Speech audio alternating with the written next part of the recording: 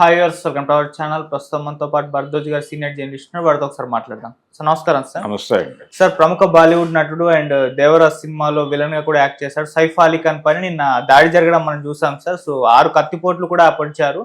అయితే దీనిపైన రకరకాల అనుమానాలు అయితే వ్యక్తం అవుతున్నాయి సార్. పొడిచింది దొంగ అని కొంతమంది, లేదు ఇది బిష్ణోయ్ గ్యాంగ్ కి చెందిన వాళ్ళని చెప్పేసి కూడా మాట్లాడేసుకుంటున్నారు సార్. అసలు ఏం జరిగింది సైఫ్ అలీ ఖాన్ విషయంలో సార్? అయితే ఏ రకమైన స్పెక్యులేషన్స్ స్ప్రెడ్ చేయొద్దు అని ఆయన టీం, సైఫ్ అలీ ఖాన్ టీం అనే పేరుతో ఒక ప్రకటన వచ్చింది. ఓకే, కరీనా కపూర్ రిలీజ్ చేశారు అది.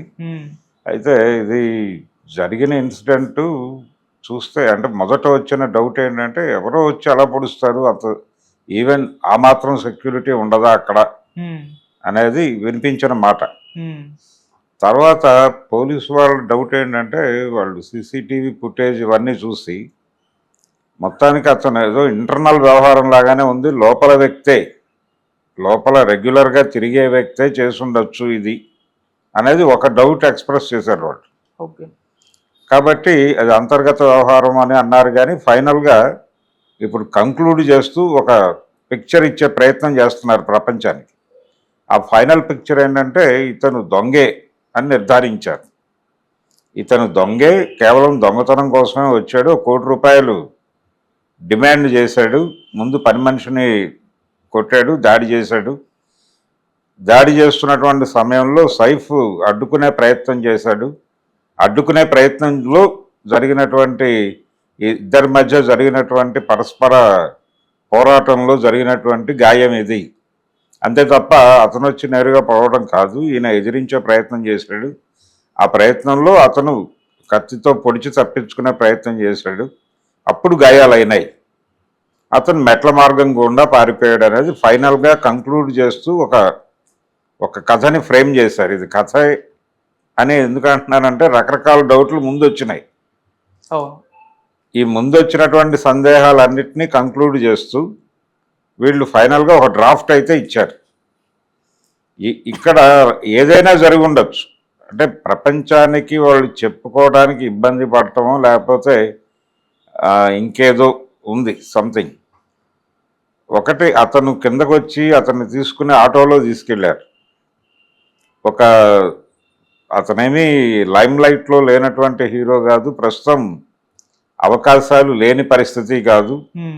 తను ఇప్పటికీ సినిమాలు చేస్తూనే ఉన్నాడు. పైగా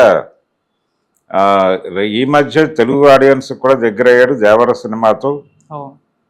మార్కెట్ ఉన్నటువంటి నటుడే అతను. మార్కెట్ ఉన్న నటుడు, భారీ రెమ్యూనరేషన్లు తీసుకుంటున్నాడు.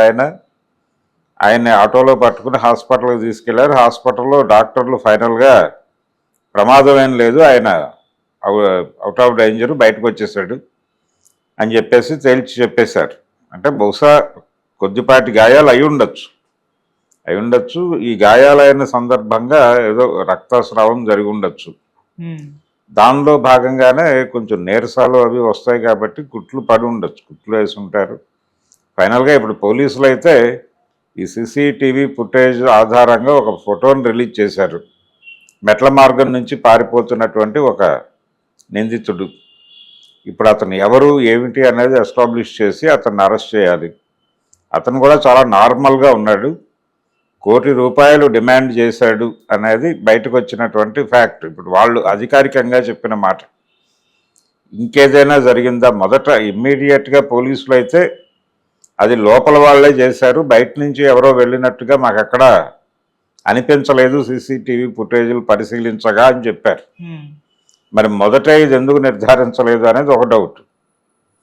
ఈ టైంలోనే వాళ్ళ టీం ఇచ్చిన ప్రకటన, ఆ ప్రకటన ఏంటంటే ఏ రకమైన స్పెక్యులేషన్స్ స్ప్రెడ్ చేయొద్దు అని.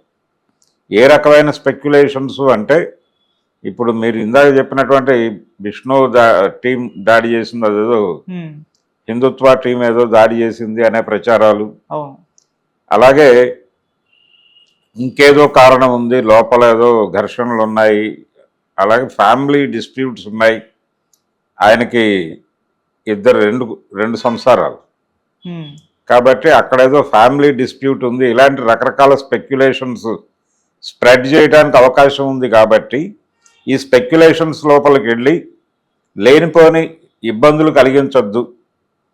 ఇన్సిడెంట్ జరిగింది, మేము అటెండ్ అయ్యాం, ఆయన వెళ్ళాడు హాస్పిటల్కి, ట్రీట్మెంట్ బాగానే జరుగుతోంది, హ్యాపీగా బయటకు వచ్చేస్తాడు, దయచేసి ఏ రకమైన స్పెక్యులేషన్స్ వద్దు, దీన్ని ఒక ఇన్సిడెంట్గా వదిలిపెట్టేయండి అని రిక్వెస్ట్ చేస్తూ వాళ్ళు ఒక ప్రకటన చేశారు. ఈ ప్రకటన చేసిన నేపథ్యంలోనే బయట రకరకాల చర్చలు జరుగుతున్నాయి. అంటే జనరల్గా ఇన్సిడెంట్గా వదిలిపెట్టడం అనేది జరగదు. బయట రకరకాల ఏదన్నా సెలబ్రిటీకి సంబంధించిన ఒక ఇన్సిడెంట్ జరగగానే బిట్వీన్ ది లైన్స్ చాలా వ్యాఖ్యానాలు వచ్చేస్తాయి. అలా దీని మీద కూడా రకరకాల వ్యాఖ్యానాలు మొదలైపోయినాయి మార్కెట్లో. వీటన్నిటినీ కంక్లూడ్ చేస్తూ ఒక ప్రకటన చేశారు అధికారికంగా, ఇది జరిగింది, ఇదే జరిగింది అనుకోవడానికి కూడా లేదు. అందుకనే నేను కథ అన్నాను. ఏదైనా జరిగి ఉండొచ్చు, అది వాళ్ళ పర్సనల్ గొడవ. ఒకవేళ వీళ్ళు చెప్పినట్టుగా అది ఒక ప్రత్యేకమైనటువంటి టీము, ఒక థియరిటికల్ బ్యాక్గ్రౌండ్ ఉన్న టీం చేస్తే ఇలా ఉండదు వ్యవహారం. ఆ గొడవ వేరేగా ఉంటుంది. మనం గతంలో చూసాం వాళ్ళు ఏ పద్ధతిలో వాళ్ళ ఆపరేషన్లు నడుస్తాయి. ఇదేంటంటే ఏదో బాగా పరిచయం ఉండి ఆ ఇంట్లోకి వెళ్ళటం, రావటం, పోవటం అలవాటు ఉన్నటువంటి వ్యక్తి ఎవరో ఏదో చేస్తూ ఉండగా, లోపల ఏదో చేస్తూ ఉండగా ఆయన అడ్డుకునే ప్రయత్నమో లేకపోతే చూడటమో జరిగి ఉండొచ్చు. జరిగినప్పుడు అటాక్ జరిగి ఉండొచ్చు. ఇలా 100 రకాలుగా అవకాశం ఉంది ఇలాంటి దాడులు జరగటానికి. అందులో ఏదో ఒకటి వాళ్ళు చెప్పుకోవడానికి ఇబ్బంది పడటమో, అసలు ఎందుకు చెప్పాలి అని కూడా అనుకోవచ్చు. ఎందుకు చెప్పాలి ప్రపంచానికి, అది పోలీసులు చెప్తారు. పోలీసులు కూడా ప్రపంచానికి తెలియజేయాలని లేదు, అది కోర్టులో రేపు సబ్మిట్ చేసిన తర్వాత ఏ విట్నెసెస్ వస్తాయి అనే దాన్ని బట్టి నడుస్తుంది అది. కానీ ఈ లోపల రకరకాల స్పెక్యులేషన్స్ అల్లటం అనేది సామాజిక బాధ్యతగా భావిస్తున్నారు చాలామంది. ఇది ఒక ప్రమాదకరమైన ధోరణి. ఏం జరిగినా కానీ అక్కడ ఉన్నటువంటి సన్నివేశము, ఆ వ్యక్తితో ఎవరైతే దాడికి గురయ్యాడో ఆ వ్యక్తికి ఉన్నటువంటి రిలేషన్స్, ఇవన్నీ ప్రపంచానికి తెలుసు సెలబ్రిటీ కాబట్టి. వాళ్ళ జీవితంలో ఉన్నటువంటి ప్రతి మలుపుని ప్రతిరోజు చర్చించేటువంటి సమాజం కాబట్టి వీళ్ళు క్యూరియాసిటీ ఎక్కువ. ఎటు నుంచి దాడి జరిగిందో ఎవరి స్పెక్యులేషన్ వాడికి ఉంటుంది. ఎవరి స్పెక్యులేషన్లో వాళ్ళు వెళ్ళిపోయారు ఈ ఇన్సిడెంట్ కూడా. సో ఇది కూడా ఒక సినిమా కథలాగా నడిచి, అంటే నిజానికి ఇలాంటి ఒక సెలబ్రిటీ మీద దాడి జరిగిన తర్వాత ప్రపంచం ఎన్ని కోణాల్లో ఆలోచిస్తుంది అనేది కూడా ఒక ఇంట్రెస్టింగ్ స్టోరీ చేయవచ్చు. ఆ లెవెల్లో నడిచింది కథ. నిన్న ఈరోజు కూడా, ఈరోజు ఆల్మోస్ట్ కంక్లూడ్ అయిపోయింది స్టోరీ. ఈ కంక్లూడ్ చేసేసి ముందు ఒక విక్టిమ్ని ప్రపంచం ముందు ప్రొజెక్ట్ చేసేస్తే పని అయిపోయింది అక్కడికి. ఇప్పుడు అతను ఎవరు ఏమిటి అనేది వెతికి తీసుకొస్తారు. తీసుకొచ్చి బోన్లో నిలబెట్టిన తర్వాత అతని ఆర్గ్యుమెంట్ ఏమిటి అనేది వేరే గొడవ. అతను నిజాలు చెప్పచ్చు, జరిగింది ఇది అని చెప్పచ్చు కోర్టుకి, ఏదైనా జరగచ్చు, చెప్పకపోవచ్చు, అతను అమ్ముడైపోయి ఉండొచ్చు. ఇలా 100 రకాలుగా నడుస్తుంది కథ. అందుకని ప్రస్తుతానికి కంక్లూడ్ అయినటువంటి కథతో మనం సంతృప్తి చెందుదాం. Okay sir, thank you so much sir. Thank you.